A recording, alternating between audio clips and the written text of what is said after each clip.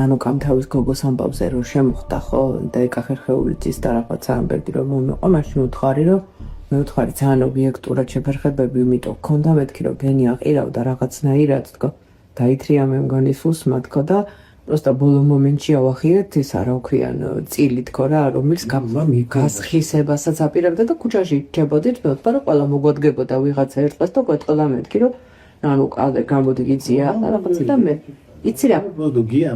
მე უთხარი რომ просто ჯიბლაძე ხო იცი მე უთხარი რა ჭკვიანია და რა შევერტილია თქო და просто წამებში მოხდა ეგ ამბავი თქო თორე ერთი კვირის თავზე და მეორე და მესამე დღეს უკვე შენობაში ჩვენ ყველანი ვიქნებოდით ასე ყავდუდაფკიერა და ქუჩაში დარჩენილები თქო და უცებრად დააფორა ჟენო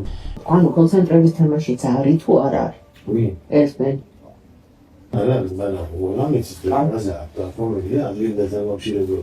ეხა კონცენტრების თემას რომ მივაბა ეს როგორ მივაბა просто მითხარი ვიღაცები ვინ არიან დაჭერილები კონცენტრების თემას რომ მივაბა ება ძალიან მნიშვნელოვანია მას რო გააბაზროს მაგან ჩვენი კონფლიქტი სიტყვაზე და რაღაც არასწორად გაიტანოს გარეთ ბენმა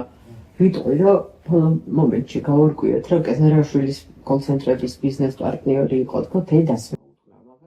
ისეთ რაღაცებს აუგო და ამ ნახე კეზერაშვილს შემტენი ამის აყირავების თემას და ვახშო ყველაფერს გავაკეთებ ებრაელია და სავოესაც არ კონცენტრები გასცემი ორცა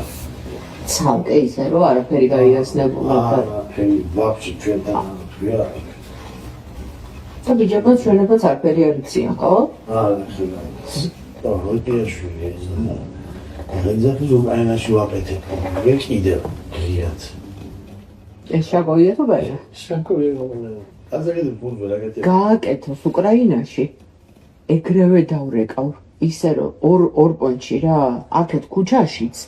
და ოფიციალურ ნაწილშიც რა ისეთ ტიპებთან დავრეკავ რომ მაგას იქ უკრაინაში აუყირავებ ყველა შემთხვევაში უკრაინაში კაკრას მაგის ხო იცი მილიონი ბერკეტი არსებობს